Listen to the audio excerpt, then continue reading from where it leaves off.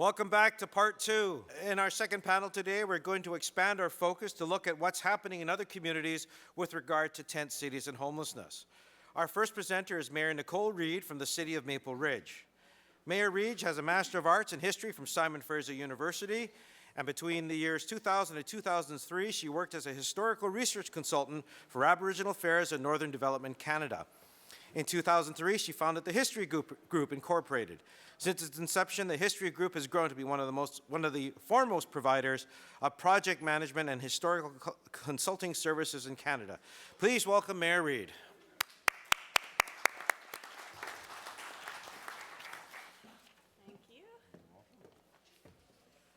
All right, thank you everyone. Thank you for everyone being here today, and I guess we'll have some people who are still filtering in from the break, which is to be expected. A lot of information to cover. Thank you for the introduction. I am a bit of an unexpected politician, so I spent over a decade working in the area of large-scale Aboriginal civil litigation. I've worked on some of the most significant projects in Canada, including, and most notably, as project manager for records collection for the Truth and Reconciliation Commission on Indian Residential Schools. So I'm no stranger to tough subject matters, and I have a pretty good grit, but definitely these tent cities will challenge even the strongest of people.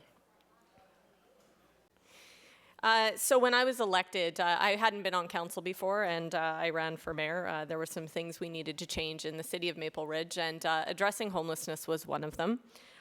So we struck a task force immediately upon being elected, and we started looking at some of the drivers in our city for homelessness. So we stepped into the outreach equation. We had lost outreach workers between 2014 and 2015. And so we had a deficit of people who could work with individuals in need on our streets. So City Council approved $160,000 spend to support outreach, which subsequently BC Housing paid us back for and picked up on the go forward. We also initiated a $75,000 research study to understand the successes and some of the challenges around service provision in our city. And so those are some of the things that we started working on right away. When in May 2015, we ended up with a homeless camp on a residential street. So I think there probably was some degree of appreciation within our homeless community that our city council had committed to actually addressing homelessness. And I saw the start of the camp as an empowerment of people who had voices that needed to be heard and had not been heard for a long period of time. But we started with a small group of individuals who declared themselves a protest camp. We immediately went to legal to determine our best next steps. We'd learned a lot, fortunately and unfortunately, from the case that happened before us in Abbotsford. So we knew some of the things that we needed to not do, but we needed to get really straight really fast on the things that we needed to do. So before coming into 2015, the 2014 homeless camp in our city identified 84 sheltered and unsheltered people. We suspect that was a low estimate. We know the methodology is flawed. In the homeless count across Metro Vancouver, oftentimes bylaw officers are not included in the work that goes into the count, and I believe that bylaw officers are some of the most knowledgeable people of where homeless people are in communities. So in our community, we're recommending those changes, and I think other communities should too. So we always sensed that the numbers were higher. We started taking down derelict structures across the city that were unsafe for our fire department. And certainly for the individuals who are taking up shelter there. And so that led to more people who lost shelter ending up on our streets. So we ended up with this camp in 2015, and we had to get creative.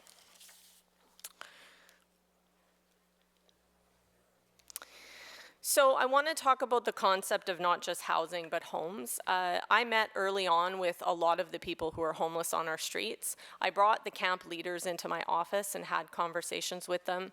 I went down to the camp and pulled up a stool and sat with people in their tents. I really wanted to understand where they had been, what wasn't working, and what we needed to do.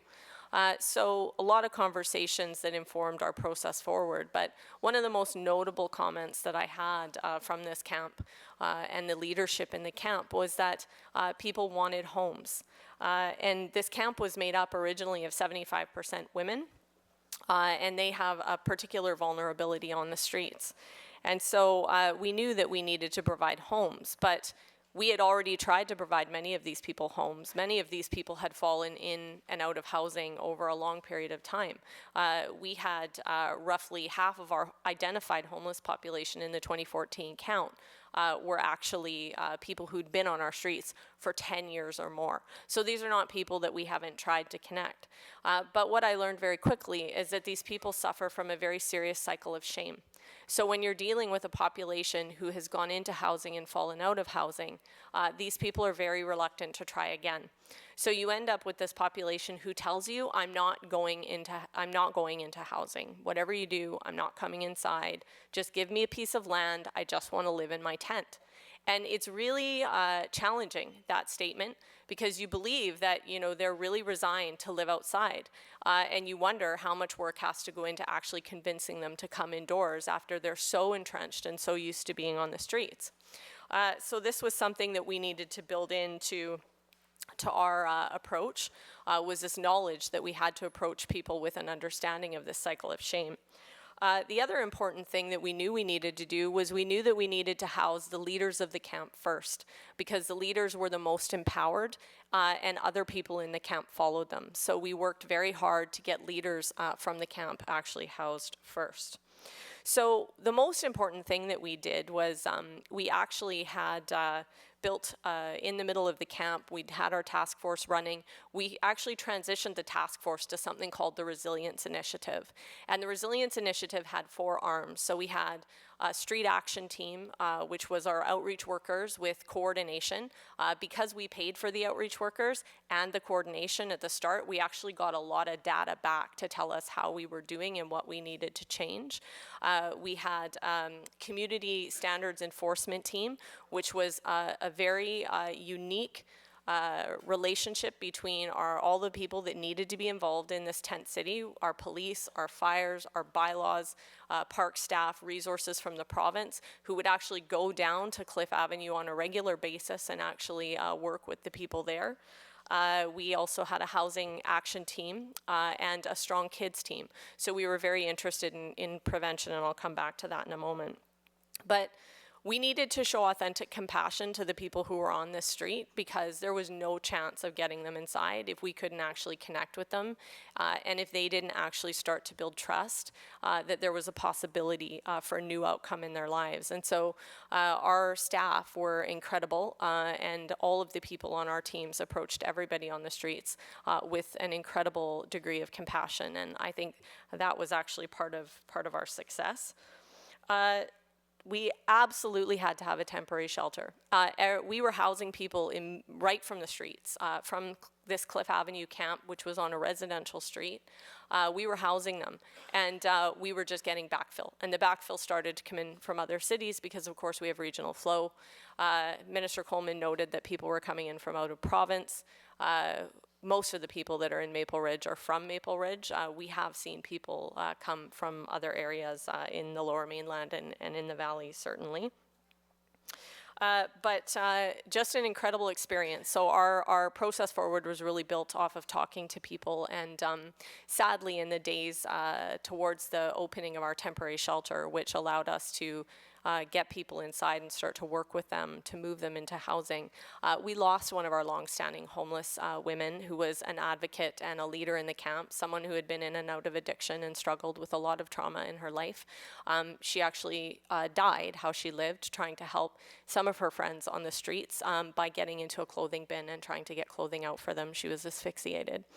So it was very difficult for me. It still is very difficult for me. I had a lot of really interesting conversations with her, and I got the opportunity to see her in the hospital before they took her off life support, which I will always be grateful for.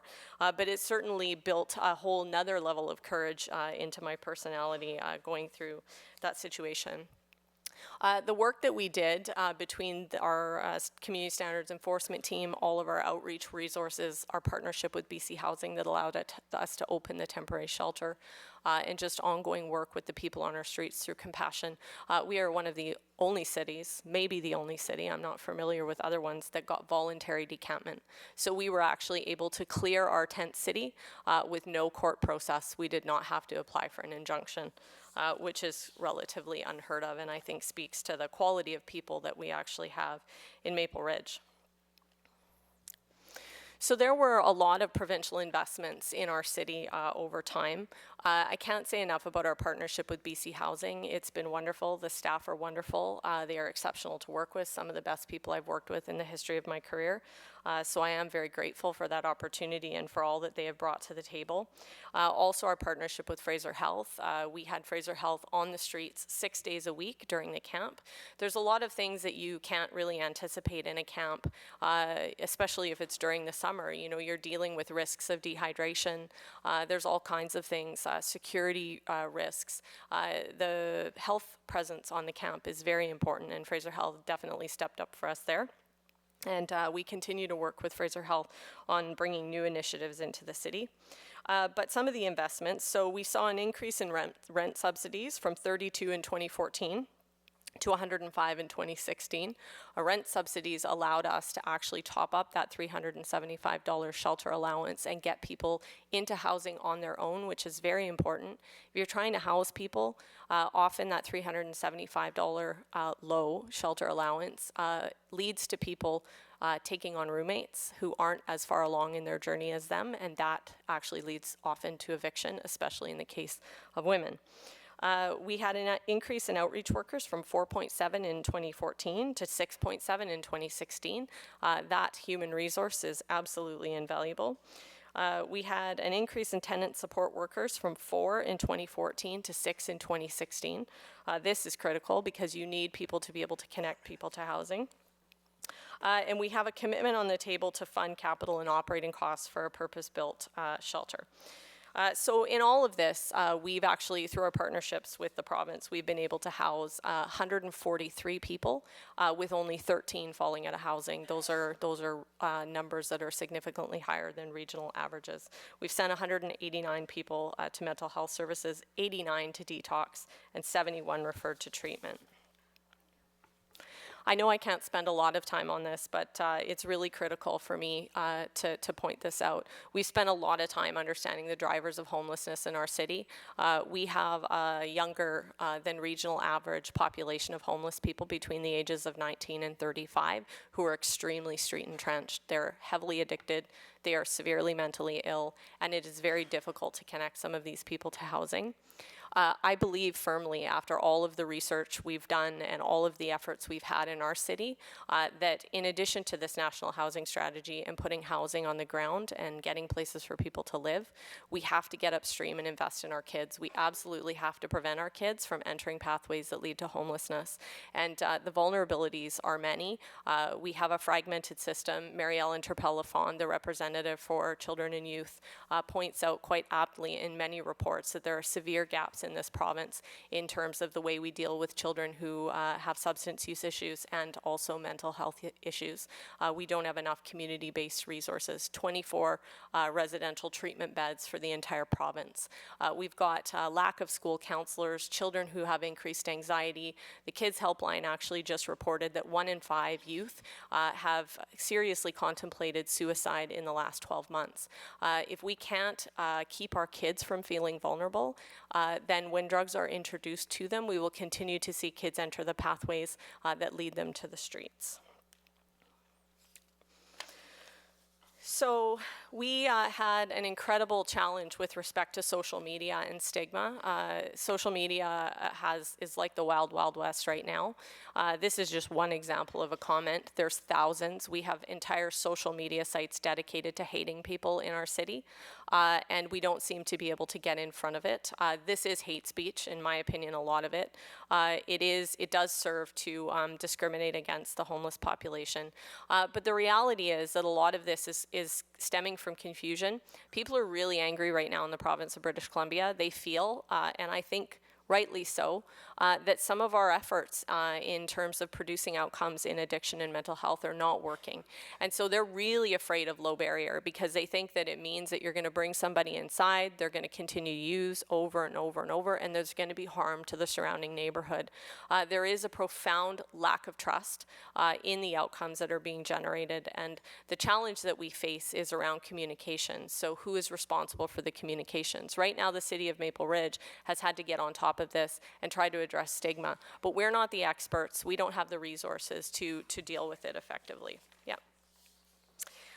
So moving forward, we have this relationship with BC Housing, and we're moving forward to this purpose-built facility, which is quite a challenge because this issue is a political hot potato.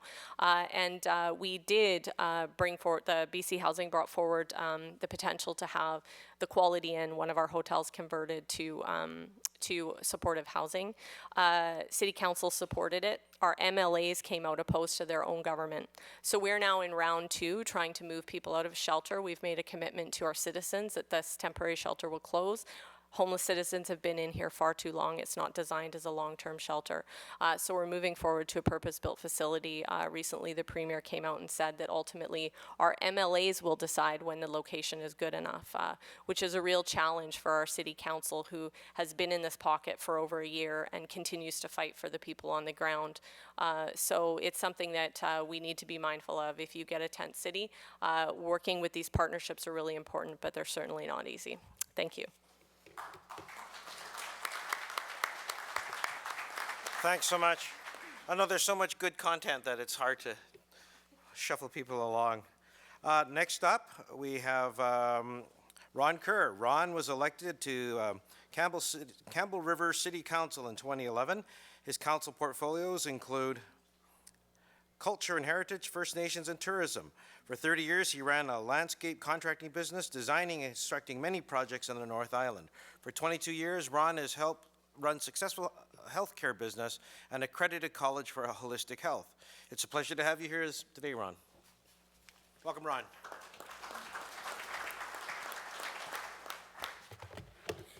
Good morning, Victoria. I'm bringing some good news, a good news story from Campbell River today. Let's move ahead. So what do you do when, despite your best efforts to help, protesters camp out on the lawn at City Hall? Today I'll be talking about the homeless situation in Campbell River, including a summary of work done to date and a response to this spring's protest camp. What triggered the camp was a scheduled closure of the extreme weather shelter at the end of March. With that closure, the loss of a regular site for a group of volunteers to provide an evening meal for homeless people.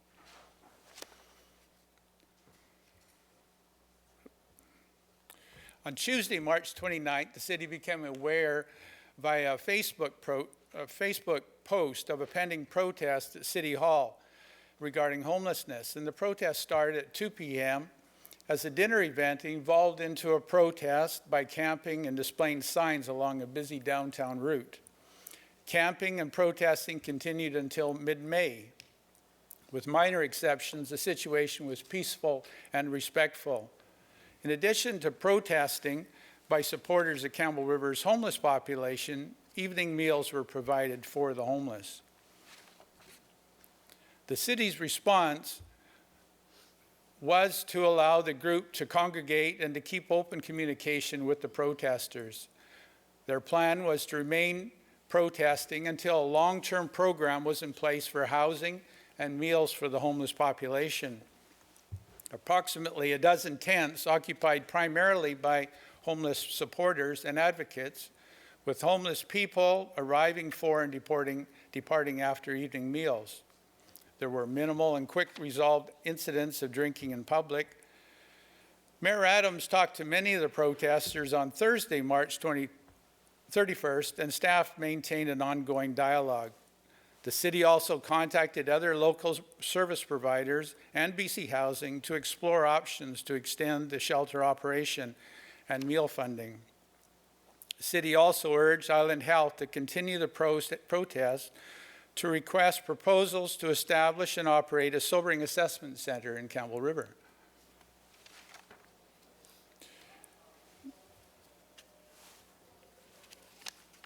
It's always beneficial to have guiding principles built into a strategic plan. In Campbell River, we're clear on our approach for caring for our community. Our key messages were we recognize their right to peaceful protest, we're listening and share their concerns. Though it's not the city's responsibility to solve homelessness, this issue is a council priority. We understand that a community is defined by how it treats its most vulnerable. And we're continuing to take action by engaging and communicating with community and government stakeholders.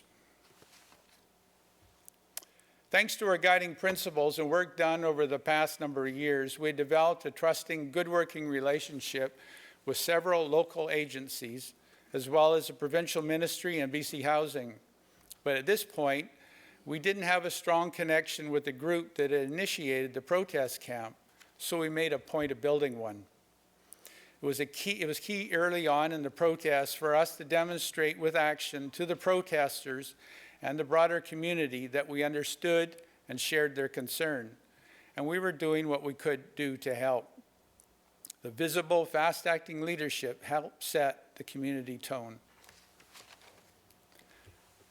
The city also took the lead on telling our story through an in-person conversations with leaders of the protest camp, with community members, and with our employees, as well as reporters, so the council's perspective was captured in news stories and in local editorials. And also, the provincial news media reported on the protest camp. This was from CBC News. We carefully monitored public understanding of the situation and shared additional information as necessary. Monitoring social media was particularly helpful, as many of the camp organizers, protesters, and supporters were commenting, sharing information, and making plans online. And this is how the protest was announced online. And the petition was promoted. Sometime, rather than contact us directly, the protest organizers would try and reach the city via the Campbell River Rant and Rave Facebook page. For example, one Saturday we spotted a note that water had been accidentally turned off at the camp. Thankfully, we connected and had the water back on the same day. The protest camp made the issue of homelessness and addiction front and center in the community. The Chamber of Commerce took the pulse of the business community, and this put additional pressure on council to resolve the issue. Early in the process, the protesters were invited to present their concerns formally to all members of council, and during the next council meeting on April 11th, they did. The protesters wanted support for an ongoing shelter, including a sobering assessment center and a location to serve meals. And they presented a petition with over 850 names. And council responded. At the meeting and in follow-up announcements, the key messaging was that council supports and is in taking action on all three of their requests, that we're working to find a location to continue to provide evening meals and long-term location for emergency sobering assessment center. A letter would be drafted to BC Housing for the dinner program and long-term housing solutions, and regular contact earlier request to consider extending funding for the emergency shelter program. The city is prepared to offer land for a sobering assessment center and waive fees associated with its development, and continuing to work with Island Health on the RFP for the sobering assessment center. And that was all shared via the news media. And again, thanks to a strong relationship already in place, we're able to negotiate an extension to the emergency shelter operation, which coincided with a location for the evening meal program offered by the volunteers.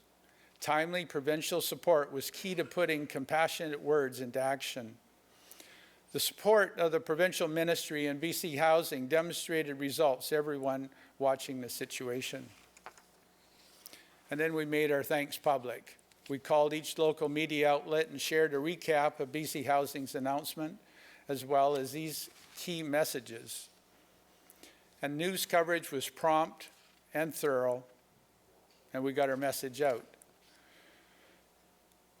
BC Housing support was essential to help us resolve the protest camp, and with an offer of a new location on city property for the volunteer-run evening meal program, moving the evening meal service also required extensive in-person discussion with staff at the fire hall, that's where it was placed, nearby businesses, the organizations involved, and a public announcement via a news release.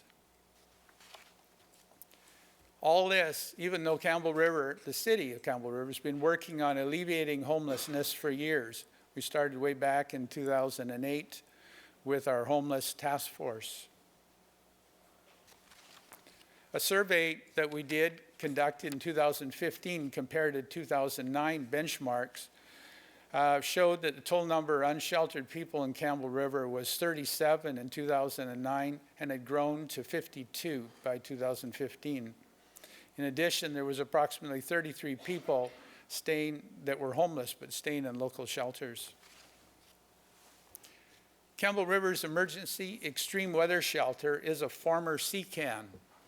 The emergency extreme weather shelter is owned, purchased for $1, and operated by Campbell River Family Service Society. It runs November through to March.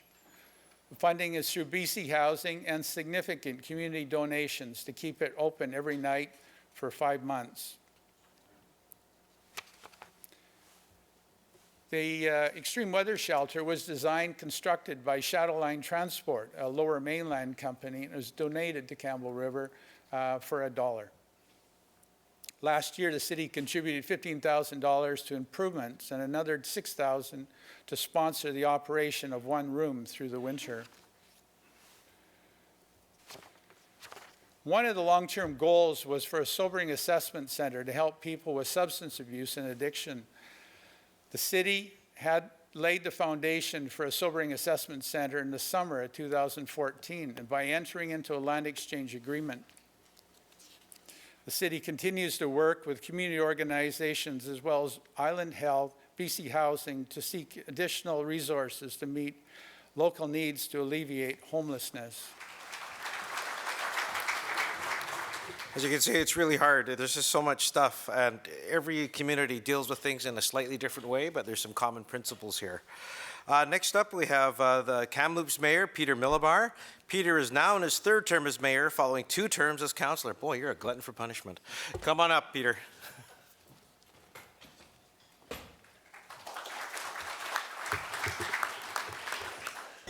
Thank you, and good morning, everyone. I only have a couple of slides. I'm not very proficient at PowerPoint, so bear with me.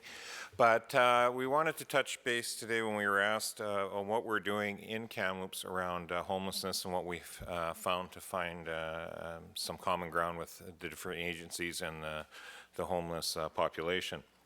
So many, many years ago, and some of this long predates myself even being on council, we created an affordable housing reserve fund, and it was there's a lot of detail to it, but essentially we helped fund some housing, and there was an agreement that's been made from our city loans to make that happen, that housing happen, that as they were sold and equity was created, they would return about 10%, I believe, of the equity of their sales back into that fund to help us create more affordable housing in the city.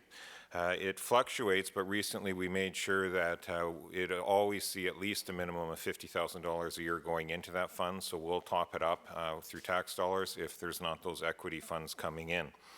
As well, we hired a social planner. We created a social plan many, many years ago. We've updated it recently, but out of that, we've hired a social planner. So we actually have dedicated staff to coordinate and work with all of the social agencies in town, and we have about 50 now that actually do work together, from housing providers all the way through to care providers and all types of support systems. The 4 parcels of city-owned land sounds great in theory. It was actually 6. We went to a public hearing when I became mayor. I said, let's find surplus land that the city has and get it pre-zoned, so that way, you know, when we do get BC Housing Partnership dollars and we do have agencies that want to get supportive housing going, people moving into that neighborhood could look at a zoning map, and instead of coming to a public hearing and say, I always thought this was going to be park. I looked at the zoning map before I bought my house. How dare you change the zone on me? It's been zoned. And so it's been zoned that way now for a few years. We had 6 that night, and my theory was they were spread out all over the city. We could have done a citywide public hearing with all 6 sites. I said, no, let's do 6 individual neighborhood notifications. We'll treat each site separately, but we'll do them all on the same night. Everyone thought I was crazy. It took us actually 2 nights. It's the first time we've had a 2-night public hearing in Kamloops. But my concept was that at some point, people had to stop saying, I'm all for social housing, this just isn't the right location. Unfortunately, all 6 locations, apparently everyone in those neighborhoods was all for social housing. Those were just the wrong locations. So they didn't seem to care that the 5 previous sites all said the same thing. Fortunately, though, our council, we approved 4 of the 6, and the other 2 actually weren't that surprising. There were some other technical reasons why they really weren't that suited for it. So it can be done. It does take a little bit of political guts, I guess, but I would encourage you to do and look at things like that, because really at the end of it all, it was just as easy to do 4 or 6 of those applications all at one time than dealing on one-offs at a time. So now those neighborhoods know what to expect. We've always made sure we provide our support letters, of course. We do lots of things like facilitating meetings, as we all do. You know, we made sure that we undertook the administration of the Service Canada Homelessness Partnering Strategy program, which has really helped a lot of those providers in Kamloops, because we take on that administrative role with city staff. We make sure things are moving forward smoothly in that fashion. It's given the federal government a lot of faith in what we're doing, and the agencies like it because it actually takes a lot of that intercompetition out of the way. We've also hired yet another project manager, so a lot of staff, as you're seeing. A lot of this is staff driven in terms of manpower, and we either need to have city supports or volunteer. The problem with the volunteers is they burn out after a while, so we have found a good mix of having that city support staff to help those agencies that are filled with all those great volunteers that we all have. We also have taken great steps to work with developers and landlords and created specific packages for them to better understand what the needs of the agencies are. It's also actually created a great dialogue between the agencies and them to understand what landlords and the developers need out of a project to make it work. And now we're starting to see some collaboration between them. And we actually have some of our larger landlords in town actually sitting on our homelessness committees, and not just sitting on them, but actually chairing them with the nonprofit agencies. We've also, of course, signed the requisite MOUs with BC Housing, as hopefully many of you had, and we're working through some of those various sites with them right now and some of our housing partners.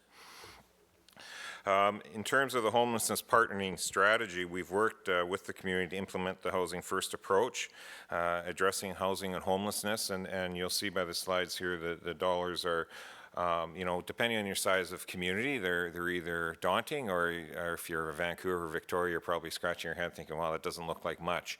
But in our situation, we're being able to accomplish quite a bit with this. And a lot of this really is, and I think you've heard it all the way through, it's about having those collaborations in place and leveraging, and the dollars are one thing, but it really doesn't speak to the level of buy-in that we've had as a community, or even our Chamber of Commerce and things like that, to make sure that everyone is working together. And this has taken a lot of years. And so when you think that it's going to be a flip a switch and you have no problems, that's not the case.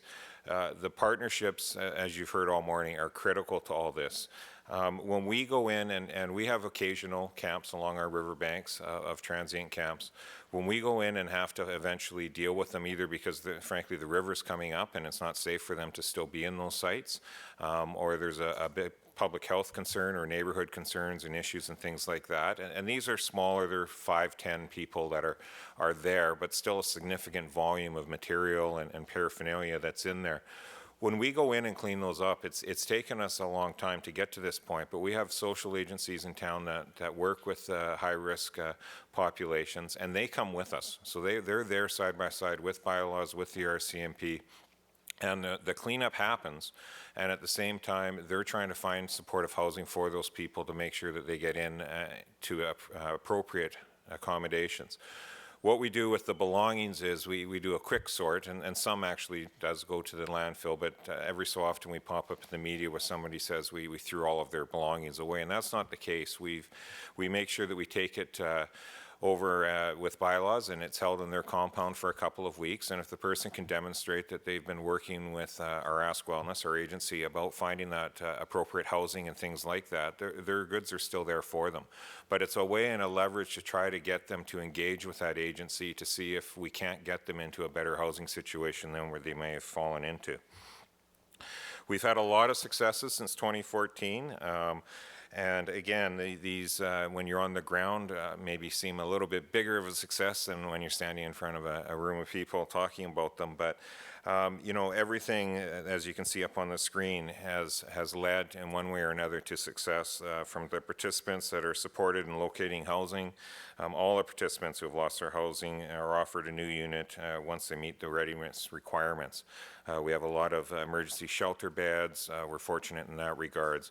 And so we really are trying to key on how do you make everything work together? How do we have our health authority working with our RCMP to have a CAR 40 mental health intervention team that goes out and tries to get some people while they're in crisis as opposed to treating them through the legal system? It's taken a lot of years, but how do we get all of the agencies in town that want to provide services and supports? Because everyone has these in their communities. They all want to help. And I meet with a lot of faith-based groups that say, what can we do? What can we do? And I say, the first thing I say is I point them to our social planner, and I say, talk to Jen Casorso and find out where the gap actually is right now. Because, you know, it might be great that you want to use your church's kitchen to provide a hot meal program, but we don't need another hot meal program on Tuesday afternoons. We've got 5. We need a hot dinner program on a Thursday evening, and maybe that's where your congregation needs to step up. And so just something as simple as that has created the ability to actually provide services and supports throughout a wide range of days and times, as opposed to everyone running off scattered and trying to work at odds. We've had housing providers agree to work together after grants and put away, and we all know how this goes. They have their 10 guiding principles, and I'm not going to work this group because although 9 of our guiding principles all line up, there's that one guiding principle that we just don't agree on. And we say to them, couldn't you park that one at the door because you agree on 90% of what you want and actually get some money flowing and get some supportive housing going? And frankly, who cares which name is on the top of the door? So we've been able to do that, and a lot of it is from these successes on here with those coordinators and moving forward that way. So when in Kamloops, when we talk about we are doing this, and when I'm standing here saying we are doing this in Kamloops, the city is doing what we can do, and we're there at the table, and we're there providing all those coordinations. But it goes back to what Minister Coleman said about the NGOs. The we in Kamloops' case is really making sure that we as a city corporation are supporting all of those NGOs, all of those people out there volunteering their time, the paid staff as well, that are really on the ground trying to impact change. Because the reality is no municipality would be able to hire enough staff, manpower and everything else with property taxation to try to fund that properly. So that's really where we have focused over the last few years. So I will leave it at that, and I'm sure there may be some questions at the end after we hear from others.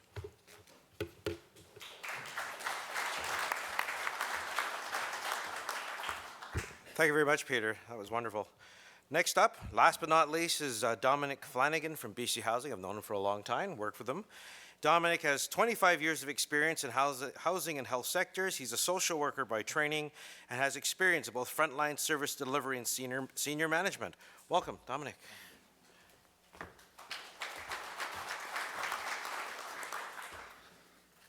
Thank you. I've got the killer slot of the last speaker at the end of the long morning, and a lot of what I've said, and what I was going to say has already been said. So mine's kind of talk, and what I'm going to say is really kind of trying to capture what's been said this morning. And I'm going to keep my comments brief for questions as well. So my role at BC Housing is I'm the Executive Director for Supportive Housing and Programs at BC Housing, and I have provincial responsibility for housing initiatives that address homelessness. So as we've heard throughout this morning, A number of tent cities have emerged across the province over the last few years, which we recognise presents a challenging trend for municipalities in BC. And this pressure, of course, is coming when there's this scarcity of affordable housing in many communities across BC. Generally speaking, in this province, camps have grown when some of the hardest to house people have challenges accessing or choosing not to access existing shelter and housing programs. In addition, as we've heard, we've seen advocates take a lead role in the initial establishment of 10 cities in order to highlight issues such as lack of affordable housing, which we particularly saw in Victoria here in the summer, or Aboriginal land rights, as we saw in Oppenheimer Park and the Olympic Village in Vancouver. We know that people live in 10 cities for a variety of factors. Many have health challenges, in particular untreated mental illness and problematic substance use. They may encounter restrictive shelter policies and a lack of housing, especially after being discharged from hospital or exiting the correction system. However, we should also recognise that 10 cities can provide a sense of autonomy and community that many people are looking for. However, as we look to develop evidence-informed approaches to solving homelessness, we need to state clearly that 10 cities should not be considered an option, especially for vulnerable people with chronic health issues. Sanctioning 10 cities to exist as a permanent part of the housing continuum undermines our approach to housing and stabilising vulnerable populations. Despite the challenges we face, BC is seen by many as a leader in its approach to homelessness. We were one of the first jurisdictions in Canada to promote housing first as a solution for stabilising homeless individuals. Our programs to build supportive housing around the province, the provision of targeted rent subsidies for vulnerable populations, the funding, as we've heard this morning, of homeless outreach teams, and positioning 24/7 shelters, which is the first in Canada to have 24/7 shelters, as a gateway into housing, are seen as innovative and strong examples of best practice. At BC Housing, we support a housing at first approach to homelessness. However, for vulnerable complex populations, housing alone is not the outcome. The housing needs to provide a strong platform for partnerships and services to be delivered. Responsibilities to address homelessness cut across all levels of government, and BC Housing recognises that there are currently housing and health services gaps which contribute to rising camps in communities. So as we've heard this morning, our response to 10 cities should be twofold: the immediate and the medium and long-term response. In the immediate, and I'll keep this really brief because we've heard a lot this morning, if we need to respond quickly to any signs of a 10-city forming by working with homeless outreach service providers to ensure camps do not become established. Early action taken by local homeless outreach teams working in tandem with bylaws and police can stop a larger 10-city from becoming established. If the camp grows rapidly, we need to continue to implement solutions that address health and safety by building strong relationships with law enforcement, the fire, public health and community partners. As we've heard, a lead team should be established with reps from these organizations. The team should visit the 10 city daily. A key function of the team is to ensure that any health and safety concerns that arise at the camp are addressed quickly. Target population in the 10 city needs to be identified early. We learned from camps such as Victoria and Oppenheimer that establishing trust-based relationships with the campers is vital in making changes and ensuring health and safety concerns can be addressed. Campers need to be informed that 10 cities are not a permanent and sustainable solution to housing, and that a legal process will occur which will eventually lead to the 10 city being dismantled. In the medium and long term, we need to forge better and more coordinated partnerships across all levels of government to find permanent solutions to both housing and health issues based on our identified need for people in existing camps. BC Housing is actively working with various ministries across government to create supportive housing options and improve systems for people with mental health and addiction challenges. This includes the need to address gaps in the housing continuum and develop programs such as minimal barrier shelters and supportive housing for the chronically homeless population. We are building capacity within our non-profit network to serve and work with complex populations. We continue to grow a coordinated system of access and assessment so that vulnerable people can be appropriately matched to housing and health options. Finally, we must not forget that people living in tent cities, as we've heard so often this morning, are some of the most marginalized and disenfranchised people in our communities. So the issue is not the tent city, it's the underlying problems that force people to create the tent city. We need to work collaboratively in preventing future camps and ensure we address these underlying issues that often contribute to them, such as lack of supportive housing and insufficient programs for people with complex needs and challenging behaviors. The challenges associated with addressing homelessness are complex and cannot be solved by one government agency alone. At BC Housing, we're committed to working alongside municipalities to create housing solutions for the most vulnerable in our communities. Thank you.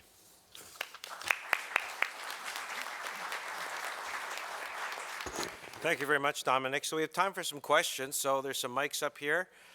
Come on down and tell us who you are, then you can ask your question.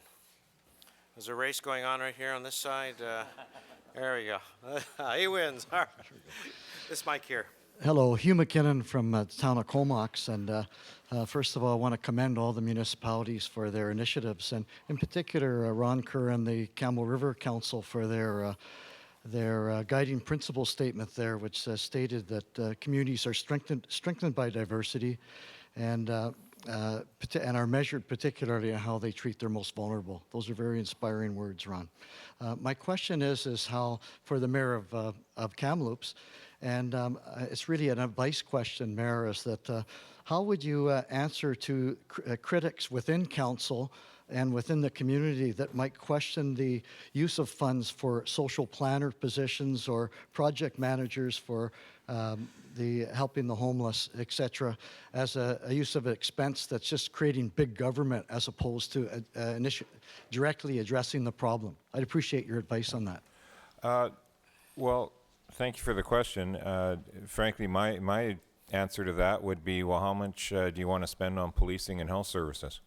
So if you don't have proper coordination, everything's scattered. And even within our own city operations, we were finding things were scattered, and we were actually wasting more money, might not showing up as a full-time equivalent on the payroll, but we were wasting more money within our operations and other departments by not having things coordinated and a go-to person to send all the agencies to. So I would suggest that long-term, although it looks on a organizational chart like you've made government bigger, you've actually made government much more efficient, and more importantly, you've actually affected a positive change for the agencies and the clientele, most importantly, that they're trying to serve within your community. Great. Thank you very much. Great answer. Okay, this mic over here. Dave Formosa, Mayor, City of Powell River. Thank you very much. Appreciate all the work that's been done here and the example that you're setting for the rest of the province. In our city, we have less than 1% vacancy rate. So we haven't seen tent cities yet, but we are seeing people actually going into our campgrounds and paying rent and living in the campgrounds. So we're, if we end up in that position, hearing how you handle breakup, is great advice.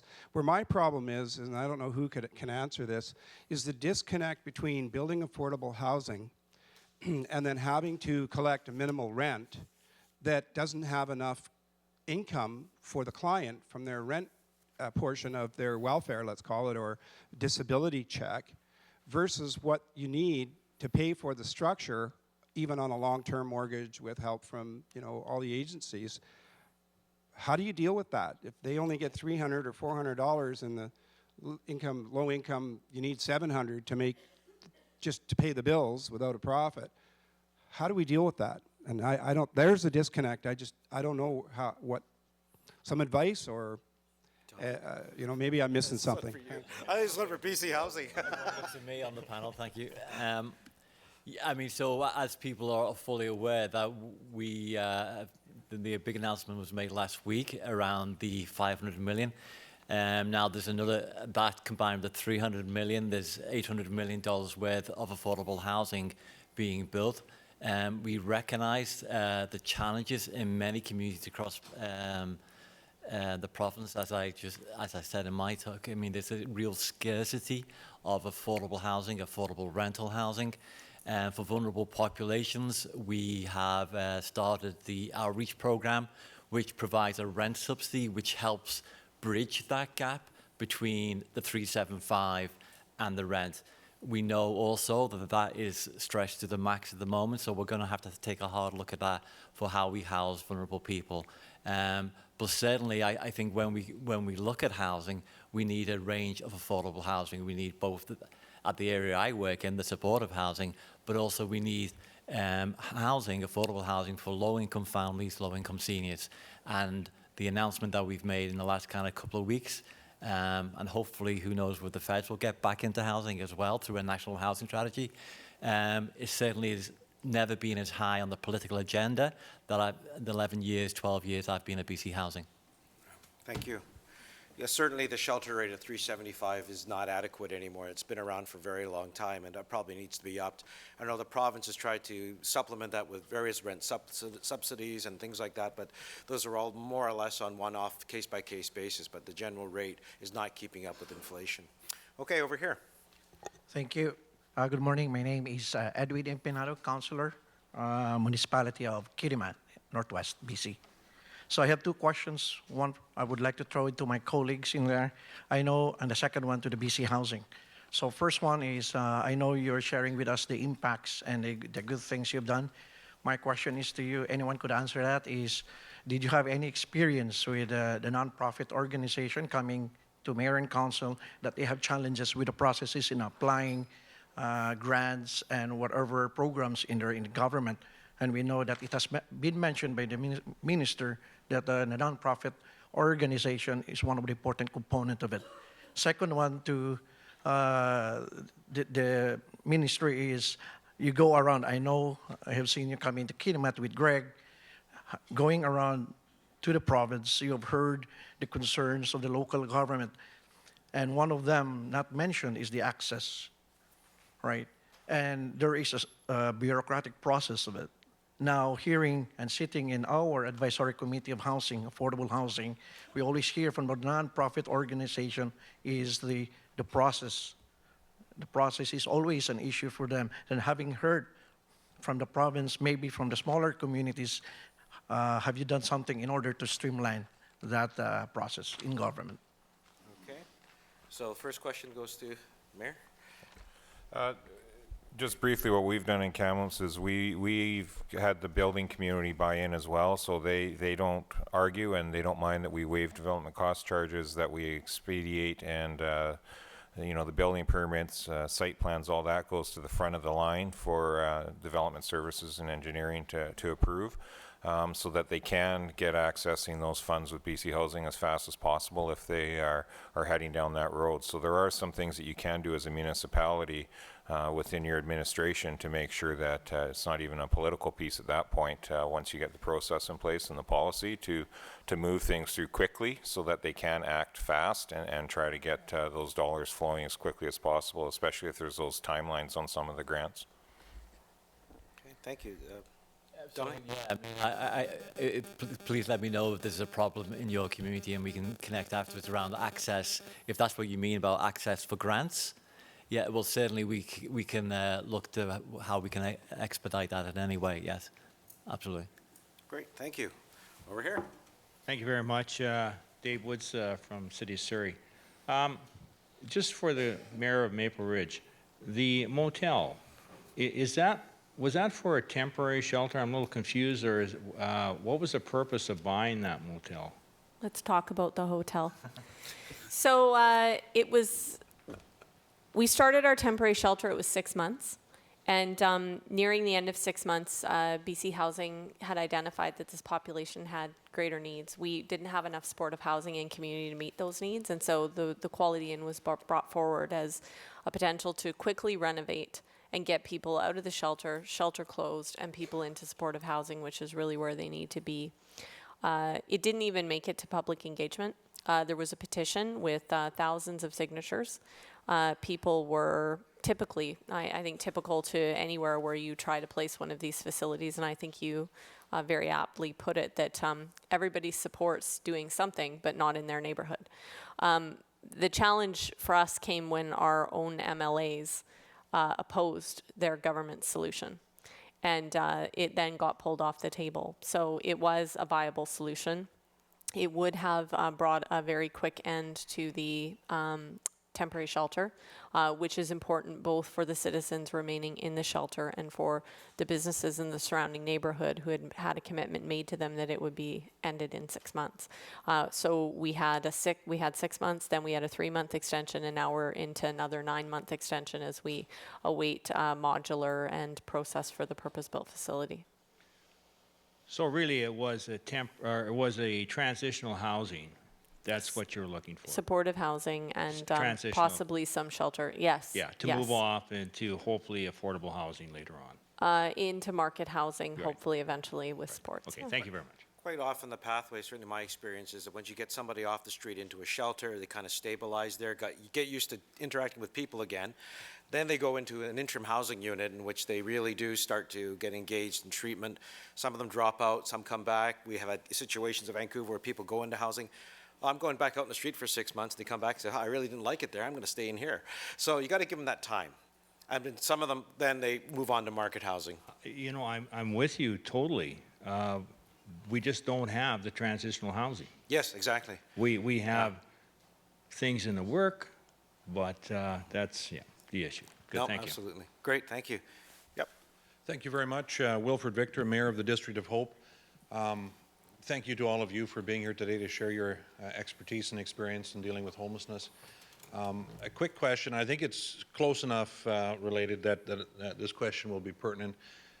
Obviously, dealing with the current homeless is very important, but I think equally important is a preemptive strike on making sure additional people do not become homeless. So my question is pertaining to the panel's take on current deficiencies in mental health supports, and then the current deficiencies in dealing with addiction services. Because obviously, if someone has a serious addiction, housing at any cost is too expensive, because if they service their addiction with the monies they have available, then even free housing is almost useless to them. So just a question, what suggestions or take on what the province is doing, what does the future look like based on what you've seen? Okay. Anybody? I think that, there's a couple of issues. There's the people who are on the streets right now that need to be attended to, and then there's preventing the further people from hitting the streets. And I mentioned that in my presentation, getting upstream to prevent our youth from actually entering pathways that lead to homelessness. So, identifying early mental health challenges and getting into support addiction early after it happens. But clearly there seems to be a divided public in terms of the way we deal with addiction in this province. And I think there needs to be a very robust communication strategy, because if you read the works of many of the doctors who've actually worked in the downtown east side, and the type of drugs that are on our streets right now, there's people who are not going to get off the drugs. And we need to be realistic about that. The public's expectation is that when you give someone housing, you get them on a path to treatment, and the treatment is going to be successful. But we know from everybody who works closely with addicted populations that those people fall out of abstinence many, many times. You break their social network, you put them into sobriety. If you don't wrap the right supports around them, community supports, it's very hard for them to stay sober. And so I think we need to be really realistic about what we are trying to do, what we are going to be able to do and not do. And right now the conversation, certainly in the suburbs, is really around low barrier. And the reason for that is because our public, many of them don't feel that we should bring people who are addicted into housing without some kind of guarantee that they're going to become sober. And so this conversation between housing first and methadone and some of the methods we use to treat addiction versus abstinence-based treatment. But in our city, we know that the abstinence-based programs actually result in many more people ending up on our streets. So people come into our city from all over the province to abstinence-based treatment facilities.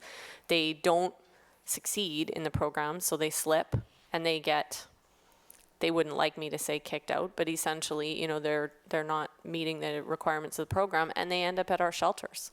So I think the problem really is one of misunderstanding, and I think we have to treat this as a health issue, not a moral issue. And right now, where the conversation is in this province is really an immoral issue, and it's a health issue. It is a health issue, and speaking from the health side, I'll be Dr. Jang for a moment. You're absolutely right. When it comes down to it, abstinence-based treatments works for some, but not all. And so that's why, you know, those of us in healthcare are working on methadone, Suboxone, you name it, types of treatments. But I understand from my colleagues at Coastal Health that there is treatment capacity available. Our issue is getting people into it. And so this is why the various types of housing is very important, or outreach, is in order to actually make that connection so we can support them into a various treatment program. So when Coastal Health tells me we do have treatment beds available, we do have treatment available on demand, our problem is getting people in. In the old days, when I used to see folks off the street, they'd come in and I'd say, okay, the old medical model was be here at 3 o'clock in my office. Of course, they never show up. Now we're finding we have to have assertive care teams, intensive case management, and it's actually changed the face of medicine and supports around the world. Vancouver and British Columbia is leading that way. And, you know, it's not perfect. It's still got a lot of bugs to work on, but we're seeing more and more people in treatment and care. And really, from a city councilor perspective, helping health authorities, getting people access into care for whatever their reasons is probably the biggest challenge, and that's where we can play the facilitative role, and many of what my colleagues are talking about. So it is, people do get better. Maybe not all, but they do get better. And many times, as Larry Campbell said to me once, the old mayor of Vancouver and former coroner, Kerry Jang, it's one life at a time. That's all you can do. Thank you. Sorry for being a soapbox there. I couldn't help it. Over here. Last question, I think. Yeah. Thank you very much, Kerry. And this dovetails really well into what Wilf said, and also Mayor Reid. And I just wanted to say that I really think great job, everyone. Is like Kerry says, sometimes you're getting spit on, sometimes you just have to have the guts to do something. And I know when you're trying to do something in your own community, it's very difficult. Just to cite a facility in your area, Councillor Jang, and that is on 2nd Avenue, I believe it's West 2nd. It was a fairly new, the Margaret Ford facility, I believe. Ford. Yes, the Margaret Ford facility. The first 3 months of its operation had 865 police visits in 3 months. And it really wasn't the people there that were causing the problems. It was the people that were visiting the building that were causing a lot of the incidents, right? And one of the things that I'm really kind of saddened to see is that I think it's great that we're providing, and I think we absolutely have to. I think nothing will happen good until we get people off the street and have them some kind of facility to be able to live in, because that's paramount. But in this facility, I know in the last 2 years, probably upwards of 70–80%, especially the people that are marginalized, disenfranchised, 25 and down people, they've been kicked out of the facility. And I think what I'd like to do as a politician is try and lobby our senior levels of government to be able to help facilitate when these young people have problems. I think we have to be able to get them into a treatment center quicker, because like right now they're waiting 8 months, 10 months. It's just too long. And too many things can happen while they're waiting to get into those facilities. So I think that is something we need to do as politicians. We need to lobby senior levels of government and make sure we have the help when the people need the help right away. And that's going to take a lot of work, but I think it's a great job, what we're trying to do, but we need to go further. So thank you very much. Just on the Marguerite Ford building, I think what was also interesting was the fact that because we had such a crisis in Vancouver with so many people homeless on the street, that there wasn't time to actually properly assess each one and find the right placements. They were all kind of pushed in the one building very quickly, and that's when sort of mayhem broke out. And what we learned from all of that, and working with BC Housing and everyone else, is a tool now called the Vulnerability Assessment Questionnaire, or assessment, the VAT, and it actually is very good in helping us place people in the right types of housing. That, of course, assumes that we have enough variations of housing that, you can move people around. But how you place people makes a big difference. We found that from our shelters, moving people in groups in 2s and 3s, because they're already a little community, helps settle down a building better than moving, oh, here's a bed here, off you go. Here's a bed here, off. That was the old model. And so we've learned a lot so far. And you're absolutely right. It's folks visiting. Building security is very important. Even with the issue of needles, coastal health and trying to reduce the rates of infectious disease, instead of having needle exchange now, because the issues are so bad, they're flooding areas of cities with needles, available needles. That's why now we're starting to see ones that are unused lining up on the street. It's because they're just trying to do so much harm reduction that the unintended consequences is neighborhoods have more needles. And so now we have to learn to pick up all the needles again and working with coastal health to go there. So it's an evolving process. The minister put it well. The drivers to the issues that we face have all shifted. Back in 2008, when I was first elected, it was for the 45-year-old guy on the street who'd been there for 10 years. Now it's youth who are brand new homeless, and everybody probably saw the guys from Saskatchewan come to Vancouver. We met them at the bus station. So, I mean, it has changed quite considerably in the last decade. Thank you very much. So that's all the time we have. Thank you all for coming today.